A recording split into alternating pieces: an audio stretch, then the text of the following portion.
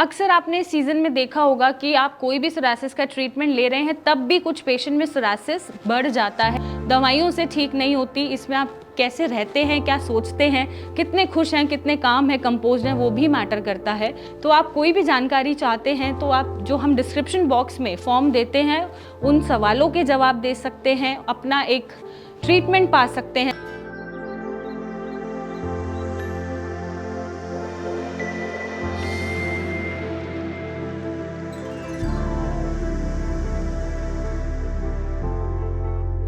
अक्सर आपने इस सीज़न में देखा होगा कि आप कोई भी सोरासिस का ट्रीटमेंट ले रहे हैं तब भी कुछ पेशेंट में सोरासिस बढ़ जाता है या फ्लेयर अप हो जाता है या एग्रावेशंस आ जाते हैं। ऐसा देखने को क्यों मिलता है, आज हम उसके बारे में बात करेंगे। मैं डॉक्टर मेघा चतुर्वेदी स्वागत करती हूँ आपका अपने चैनल पे। और आपको इसको कंट्रोल कैसे करना है, चाहे आप ट्रीटमेंट मुझसे ले रहे हैं या किसी और से भी ले रहे हैं, कोई फ़र्क नहीं पड़ता। लेकिन अगर ट्रीटमेंट लेते हुए भी आपका सोरासिस फ्लेयर अप हो रहा है तो इसका ये कारण होता है कि जो इस सीज़न में हमारी ऋतु बदल रही है या मौसम में बदलाव आ रहे हैं, जो आसपास का क्लाइमेट है वो ड्राई हो रहा है, कोल्ड हो रहा है। तो जब ये चीज़ें आप फेस करते हैं तो आपकी स्किन में ड्राइनेस बढ़ जाती है, आपकी ग्लैंड्स इतना ऑयल सिक्रीट नहीं कर पाती और सोरासिस पेशेंट में वैसे ही सेबेशियस ग्लैंड या ऑयल ग्लैंड्स प्रॉपर फंक्शनल नहीं होती हैं, जिसकी वजह से ड्राइनेस है स्किन पे और पैचेस बन रहे हैं और आपकी बॉडी में पित्त की मात्रा बढ़ जाती है। आयुर्वेद में वात पित्त कफ होते हैं, 3 दोष होते हैं, सभी की बॉडी 3 दोषों से बनी होती है और किसी ना किसी दोष की डोमिनेंसी होती है। स्किन डिसऑर्डर में या सोरासिस में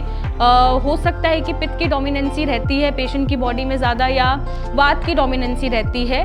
ऐसे में आपको अपने पित्त को कंट्रोल करके चलना है, क्योंकि इस सीजन चेंज में अक्सर बॉडी में पित्त बढ़ जाता है और ट्रीटमेंट लेने के बावजूद भी सोरासिस फ्लेयर अप हो जाता है या एग्रावेट हो जाता है। अब ये तो समझ आ गया कि क्यों हुआ, करना क्या है आपको जिससे आपको दिक्कत ना हो और आपके सिम्टम्स कंट्रोल होने लग जाएं। पहले तो आपको अपनी बॉडी में पित्त कंट्रोल करके रखना है। आप चाहे तो नीम, कुटकी, चिरायता या प्रवाल इनटेक कर सकते हैं, इससे आपका पित्त बैलेंस रहेगा और पित्त नहीं बढ़ेगा तो सोरासिस भी फ्लेयर अप नहीं होगा।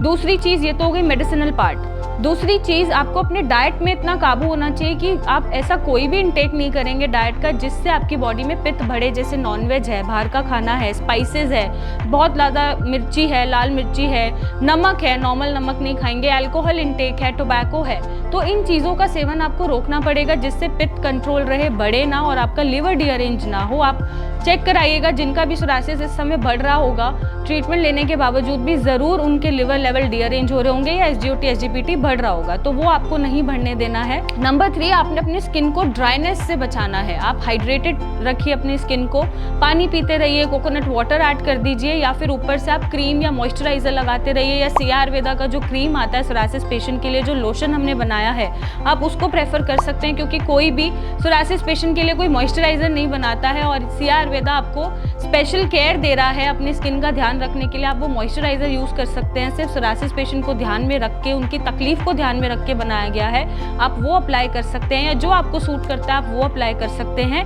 वाटर इनटेक 7-8 ग्लास तो होना ही चाहिए मिनिमम, ताकि अंदर से रिहाइड्रेशन होती रहे, डिहाइड्रेशन ना बने और आप हाइड्रेटेड रहें। नेक्स्ट, आप कोशिश करें कि जो इचिंग है उससे बचने के लिए आपका विटामिन D, B12, आयरन पूरा होना चाहिए। अगर ये कम मात्रा में है आप टेस्ट कराइए, कम मात्रा में है तो आप इसका सप्लीमेंटेशन करके इनको पूरा करिए।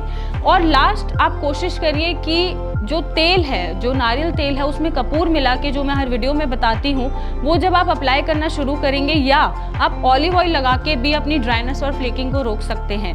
तो आप इन चीज़ों को फॉलो करिए, या अगर आप ये ऑयल्स नहीं लगा पा रहे हैं तो आप सिया आयुर्वेदा का जो सोरासिस पेशेंट के लिए ऑयल है आप वो अप्लाई करें, उनकी क्रीम अप्लाई करें और अपने सिम्टम्स को कंट्रोल करना शुरू करें।